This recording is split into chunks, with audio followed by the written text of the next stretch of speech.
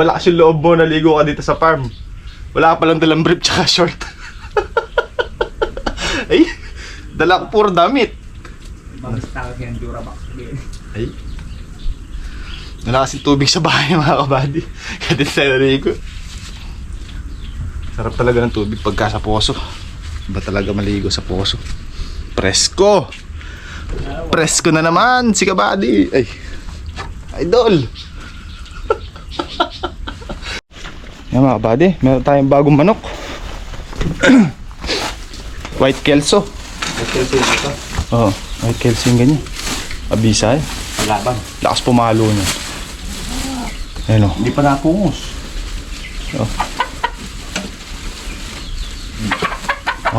White Kelso. Napantay din. Kaya dito yung taid niya oh. Bata pa. Hindi pa yung sakit ng metik. Pero dapat.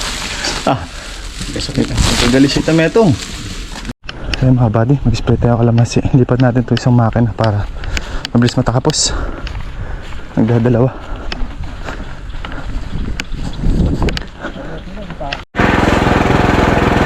Mekos.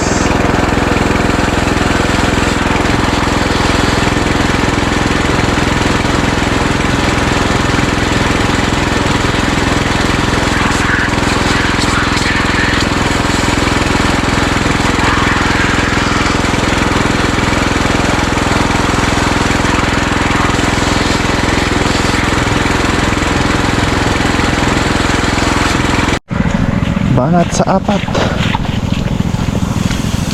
Uy.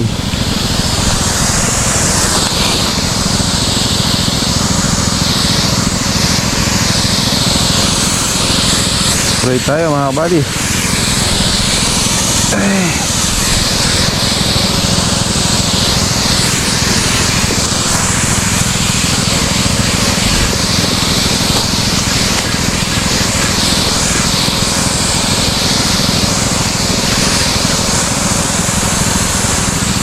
Lambot pa mo. Patubig.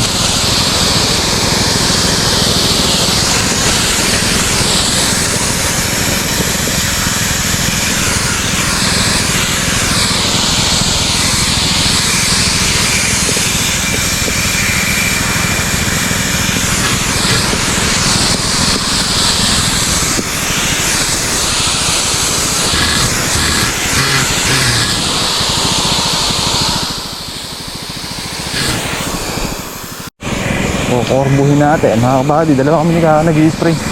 Dalawang makina gamit natin para mabilis.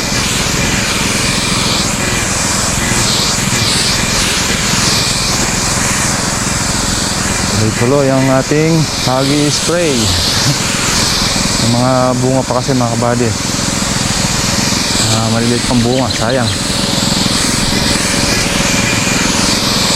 Kaya hindi mo ito in-sprayan, ay matutusok lang ito. Wala tayong pakikinabangan. Kahit na bunga na sila, ay natutusok pa rin. Gawa ng napaka-active ng mga fruit fly tsaka yung mga paru-paro. Yung kalaban nating number 1 sa kalamansi, fruit fly tsaka paru-paro.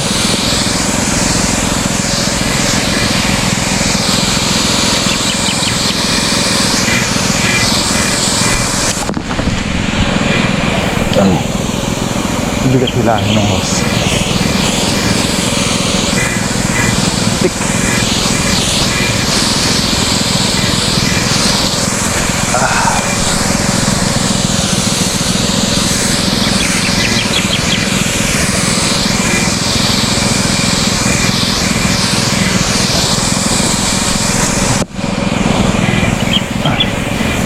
Kaya kung maaalala niyo mga kabady, nung nakaraang taon, halos nangitim talaga tong kalamansi natin na to.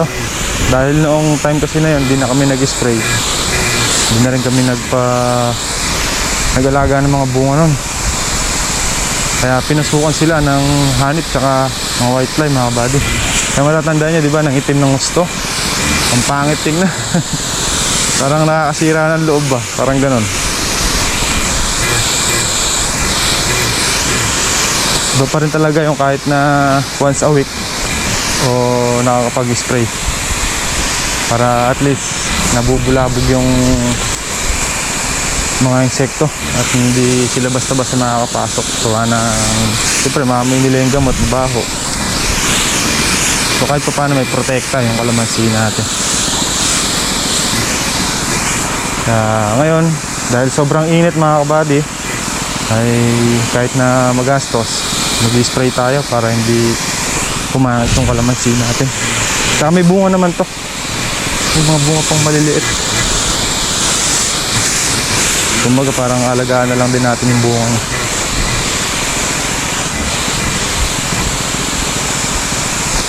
Halay natin eh. Matapat pa sa magandang presyo, di ba? Hindi kahit pa paano, meron pa rin pambalik puhunan sa gamot. Pinang spray natin.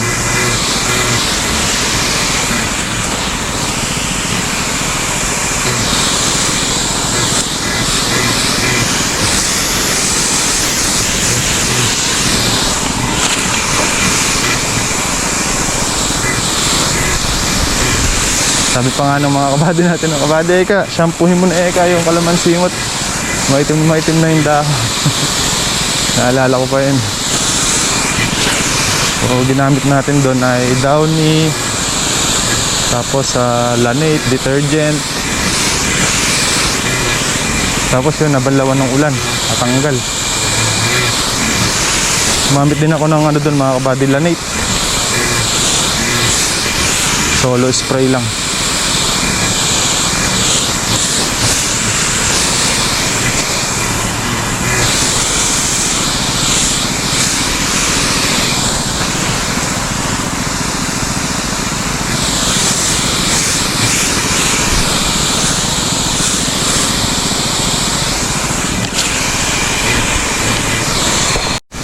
Ang laman. Naubusan na. Ay! Bastos! Ay! Nasa mata ko. Ay! At! Sabihin natin. Ay! Ay! Naliplag yung salamin ko. Anak na siya po. Naliplag yung salamin ko. Saan kaya banda nalaglag? Diyos ko. Diyan tayo mga buddy. Init. Para tayo nakapagtanim. Putik. Nalambot ako doon sa kakailan ng host doon sa... Hey! Tayo! Yung si RD saan pala yan mga buddy. Naglalagay siya ng letting sa taas. Bubong. Kamo na kami ni kaka. Yay!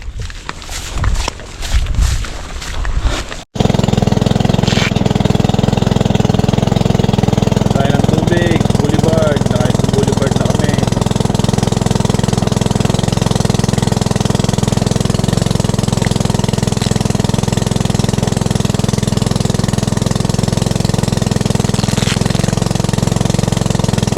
Na ang makina! Let's go! Tatlong pasok pa siguro tapos na ako dito. Kalahati kami ni Kaka para madali. Tanghali na kasi kami nag-umpisa mga buddy, kaya inabuta kami ng init. Yan, abala tayo kahapon doon sa lakad natin eh. So okay lang yan. Susunod na spray natin eh, maaga na tayo makapag-umpisa dito.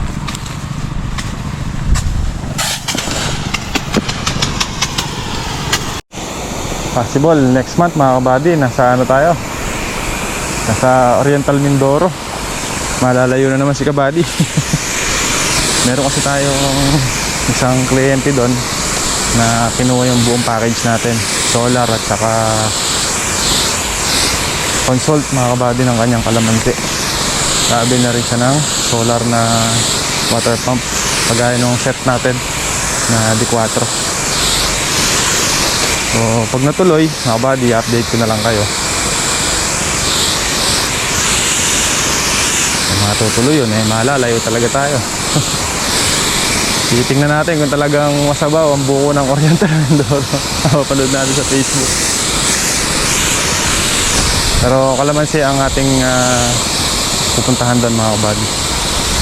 At the same time, mag-install na rin tayo ng solar kung sakaling matutuloy mga kabady.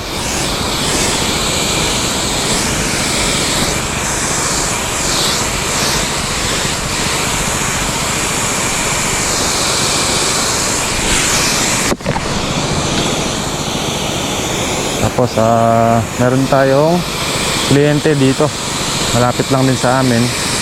By tapusan itong buwan na to ay magtatanim pa lang naman sila. So i-guide natin sa land prep, tas kung paano yung pagtatanim, tsaka yung distance o yung sukat ng bawat puno na itatanim nila. I-guide na natin mga kabady. So, maraming salamat sa mga kabady natin na interesadong magpa-consult at magpa-guide sa atin. Maraming salamat po.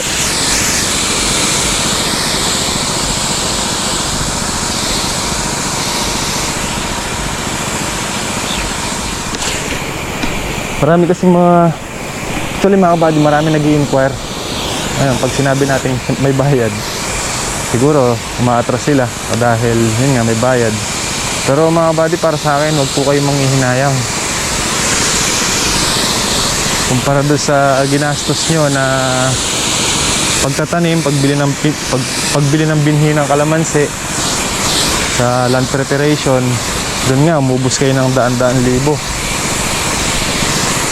Tapos sa pag-guide naman mga kabady, maliit na halaga lang. So at least yun mga kabady, meron tayong susundan na proseso para mapaganda natin yung kalamansi. Tsaka siyempre sa maintenance niya, sa patubig, sa pataba, sa gamot.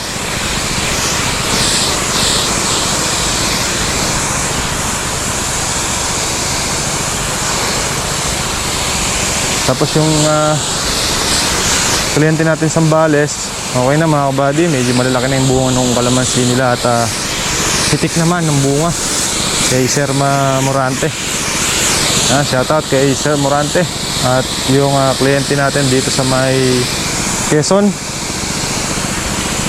kasalukuyan po silang nagpapabulaklak or nag-i-spray mga kabady ng insecticide. Yung iba daw gamunggo na ang size, butil ng munggo ang size ng bunga ng kalamansi nila. Tapos yung iba may mga bula-bulaklak pa daw. So continuous lang po sa pag-spray, lalo na po ngayong summer, dahil napaka-aktibo po ng mga kalaban natin, yung fruit fly at saka yung paru-paro. Kaya kailangan po nasa tamang timplada yung gamot. So yan po ay medyo matapang na po yung suggest ko na gamot sa inyo. Kasi nga po, patag-arawan, sa ganyang panahon sila active na active yung mga fruit fly na yan, ang mga paru-paro. Kasi mga kabady, once na nakabisado nyo na o nakuha nyo na yung mga tamang pumaraan, yun na yun mga kabady, tuloy-tuloy na yun. Magbabago lang yan siyempre pagka nagkakaedad na yung kalamansi. Saka 1 taon ko naman kayong i-guide. Siyempre kung paano yung practice natin dito, masigit pa nga masigit pa nga mga kabady yung i-share ko sa inyo pagkadating dito sa farm kumpara sa mga nagiging kliyente natin. Talagang lalo na pagdating sa pag-i-spray, talagang sinasabi ko sa mga naging kliyente natin na huwag niyo pong pababayaan, kasi po nandyan ang buhay niyan. Sa gastos, talagang magastos. Gaya ng kliyente natin saan ba to? Sa Nueva Ecija mga kabady, ay hanggang ngayon ata hindi pa sila nakakapagpataba. Doon sa ganong paraan mga kabady o sa ganong sistema, wala tayong magagawa doon. Kasi sa kanila naman yan at sila naman ang bibili ng pataba. Dahil biglang lumobo nga yung pataba at pahirapan daw yung pagbili doon sa kanila, sa gawin nila. Kaya hanggang ngayon hindi pa sila nakakapagpataba. Sabi ko bawian nyo na lang po pagka nakabili na kayo. Kahit twice a month sila magpataba para makahabol-habol sa karanglan. Yan, sa karanglan natin mga kabady. Possible yan, meron natin tayong kliyente sa Mindoro at meron din tayong kliyente dito malapit sa amin, Barangay Santa Rita at Barangay Concepcion. So waiting na lang tayo sa confirm nila mga kabady. At pag nag-confirm sila at nakapag-schedule tayo ng date, so yun na.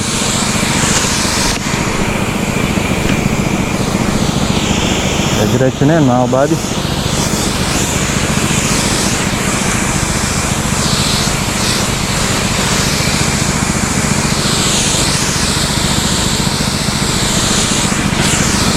Mga interesado rin na bumili ng seedlings, meron din po tayong available dyan by order. Grafted calamansi mga kabady. Sa mga interesado rin na mag-calamansi, pwede nyo po kaming kuhanin sa consultant at i-guide po namin kayo sa loob ng 1 taon. So yun po mga kabady, step by step, mula sa pagtatanim hanggang sa pagpapabunga, pagpapabulaklak, saka sa gamot, sa interval, sa lahat mga kabady. Basta about sa kalamansi, mag-share namin sa inyo yan.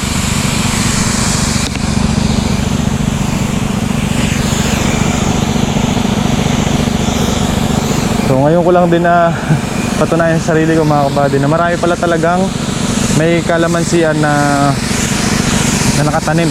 Dahil sa dami na ng mga nag-message sa akin mga kabady buhat noon,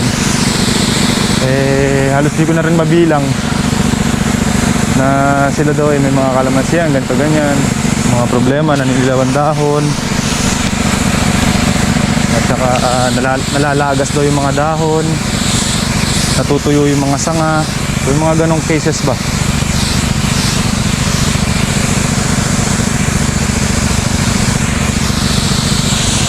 So yung ganong cases mga kabady, pagka yung dahon ay nanilaw at walang tama yung puno, yun magagamot pa yun. Pero pagka once na may tama na yung puno, wala na mga kabady, mahirapan ang gamutin yun or wala nang gamot kung hindi tanggalin mo na lang mga kabady yung sanga na may tama na yun, kasi may fungus na yun mga kabady sa loob, doon na nakatira yun at kaya niya pang patayin yung buong puno na yun kung hindi maaagapan talaga.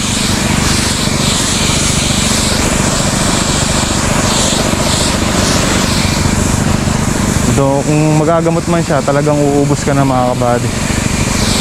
Uubos ka na talaga ng malalakas na gamot para ma-cure mo yung ganun. Karamihan din na nagko-consult sa atin mga kabady, halos nasa edad 3 taon yung mga kalamansi nila, kaidaran itong kalamansi natin na kung saan ay kalakasan or kasarapong pabungahin. Kaya lang mga kabady, siguro nanghihinayang sila sa ibabayad sa pagkakonsult, kaya umaatras sila. So sa ganong paraan hindi naman natin sila masisisi mga kabady, yung willing lang talaga. Kasi mga kabady, yung sa atin naman hindi naman din isang araw lang din natin natutunan, mahabang panahon din. Talagang uubos tayo ng oras, gumastos tayo, taga-sakripisyo din bago natuto.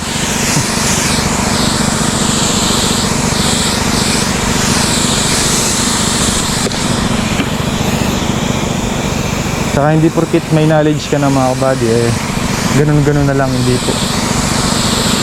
Patuloy pa rin yung pagmumonitor mo, pag-aalaga mo, na kung saan ay mapapabuti yung mga tanim o yung halaman, especially mga kabady yung kalamansi.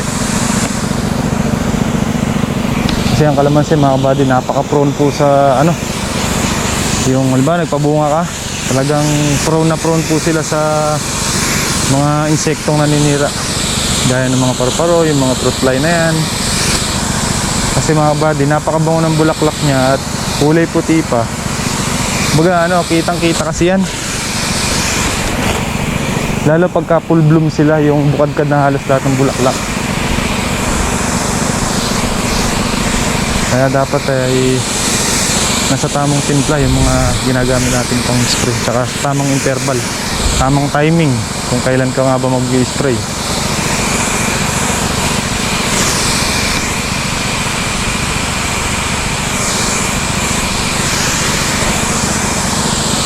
Ganun mga kabady, no? Napaka proseso din, tsaka hindi biro, lalong lalo na yung pag-spray. Talagang uubos ka ng lakas tsaka oras, lalo na pagka ganito sila kayabong, ay talagang masisinang spray. Kasi ang buhay talaga mga kabady sa nag-i-spray talaga. Pagka magaling or pulido yung pagkaka-spray mo, sigurado pulidong resulta ang ibibigay sa inyo. Pero pagka yung spray mo pag ganyan lang, okay na. Tapos dito ganun, okay na. Hindi ubrang ganun, kailangan tamaan mo lahat, mapapatamaan mo lahat, paikot. Kasi mga buddy, pag nag-spray ka ng bara-bara at saka nag-spray ka ng pulido, ganun din yun, mapapagod ka rin at gagastos ka rin. So bakit ilalagay mo pa doon sa bara-bara, di ba? Lagay mo na doon sa maayos sa trabaho para maayos ang resulta.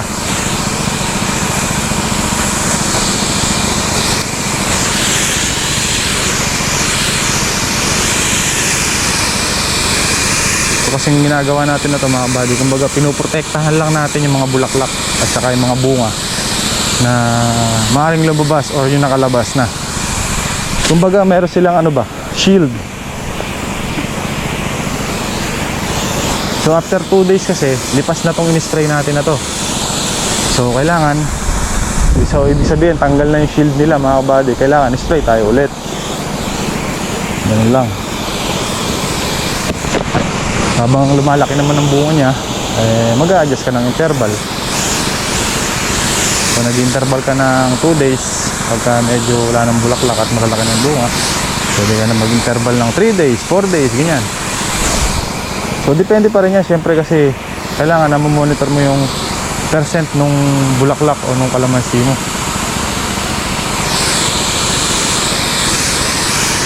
Pagka marami-rami pa, tuloy pa rin ang pag-i-spray ng 2 days. Ngayon pagka 10% na lang yung pwede ka na mag 3 days interval, 4 days interval, depende sa sitwasyon ng kalamansi.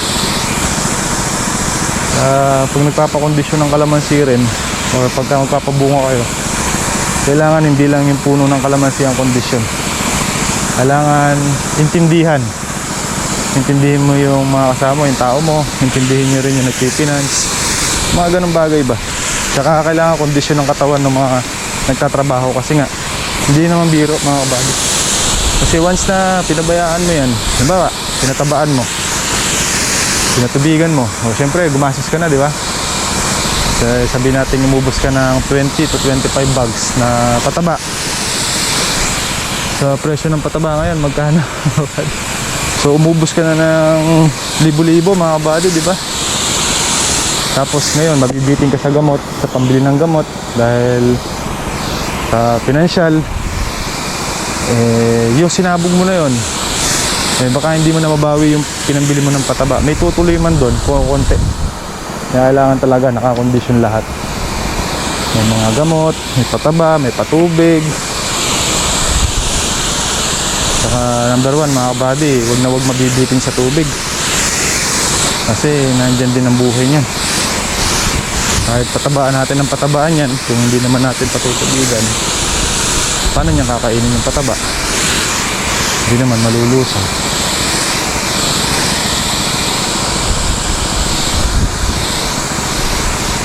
Sa akin naman mga kabady, base lang lahat yung mga sinasabi ko sa experience natin dito.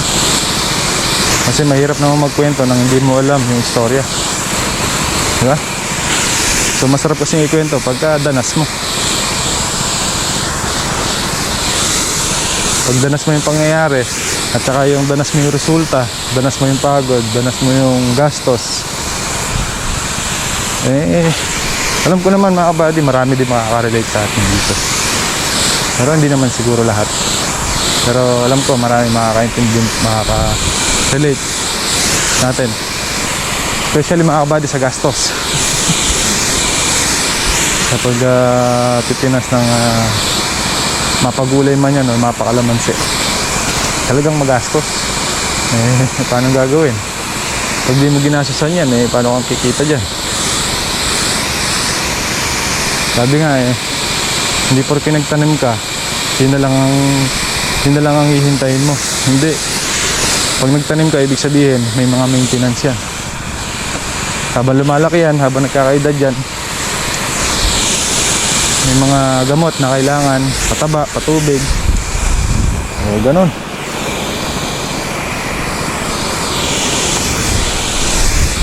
Na kung isipin mo, yung akala ng iba paldo nagpa-harvest na.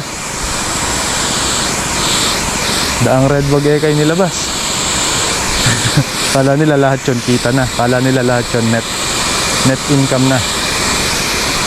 Siyempre may gastos, may puhunan. Ang puhunan hindi naman pwedeng hindi naman pwedeng 50 mil, hindi pwedeng 100,000. Malaki ang puhunan mga buddy. Pero sa kita, maganda naman ang kita. Lalo pag alaga talaga at nabigay mga pangangailangan ng halaman. Yun nga lang, kung wala ka talagang budget, mabibitin ang kalamansi.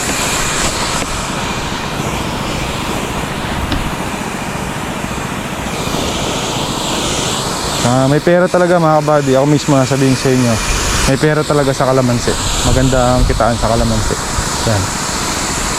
Isa ako sa magpapatunay sa inyo. Basta alam, alagaan.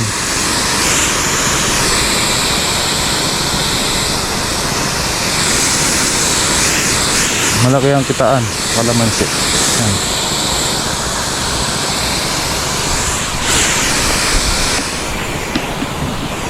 Ari. Tinik. Ay. Kaya masarap magpakabunga mga kabady ng kalamansi. Yung may stock ka na. Kung maaari lang. Yung halimbawa may stock ka na ng pataba, may stock ka na ng gamot, may mga stock ka na ng gasolina. Yung mga ganong bagay ba? Kasi mga kabady nakaka-stress. Siyempre pagod ka na. Tapos nakaka-stress yung halimbawa bukas spray. Ay wala nang gamot. Kailangan pumunta ng bayan, bibili ng gamot. Mga ganong bagay ba? Na imbis na nasa farm ka na nasa bayan ka pa para bumili ng kailangan. Yung tipong walang stress mga kabady pagka nagpapabunga ka na, yung anytime ka mag-spray, may gamot, may gasolina, yung ganung bagay. Kaya hanggat maaari mga kabady, ako ginagawa ko ganun. Makikita nyo mga kabady, diba? May stock tayong gamot, may stock tayong pataba. Pero kahit na ganun pa man na nagkakaroon tayo ng stock, siyempre nauubos din yun. Kaya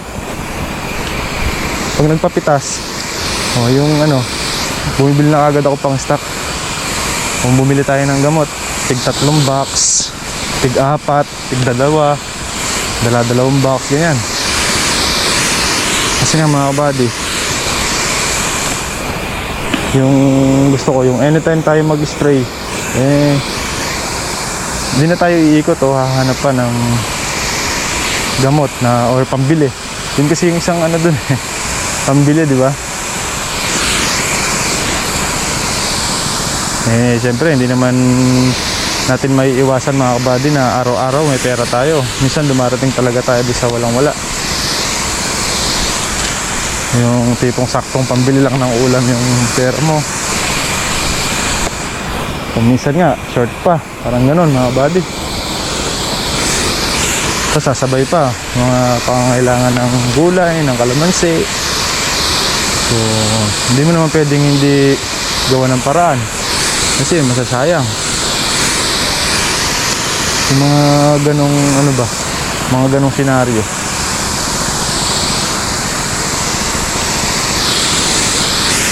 Diyos ka, namilitik ang init. Kunti na lang, tapos na. Ayun mga kabady, ikaw kasi katanghali na kayo mag-spray.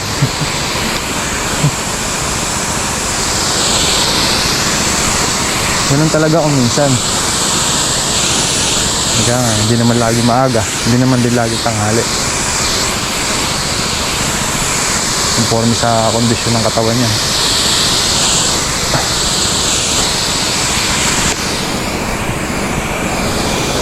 Ay, umbot.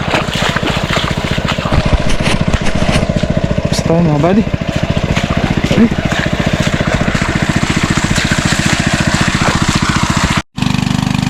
Ngayon mga buddy, karga tayo ulit ng tubig para sa makalawa ay mag-i-spray tayo ulit.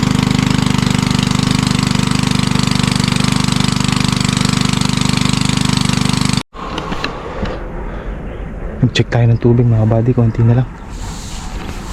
Bukas, tapos na dito. Lipat na naman sa kabilang kalamansi. Walang humpay na tubigan. May tumubong baging dito mga buddy, oh. Napakatigas. Wait lang. Grabe itong baging to. Pakahirap patayin, tsaka ang tibay niya. Napakatigas. Tapos ang lalaki pa ng puno. Ano? Ito. Napakatigas, napakakunat.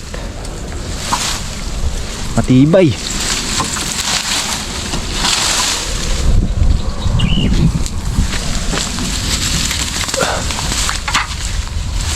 Huh? Maraming magbahagi. Hindi natin ang puno pa dito.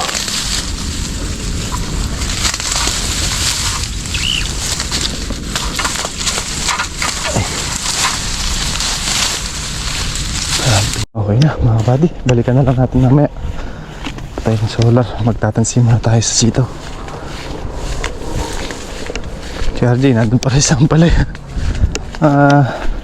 Ilang araw din natin lalagyan ng bubong yun. Good, mga buddy, pwede na tayo. Kumulang tayo pang ulam. Palaya, palagat. Yan, tansihin natin, lalagyan natin ng tansi. Isang tudling na lang walang tansi dyan. Kasi ipupulupot na lang natin yan. Tingnan na tayo, busman.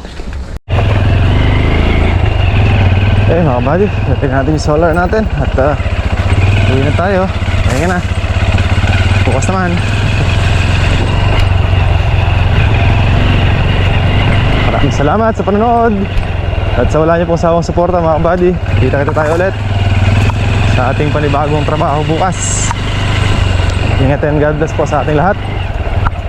Adjourn. Happy lang tayo mga buddy. Love you po.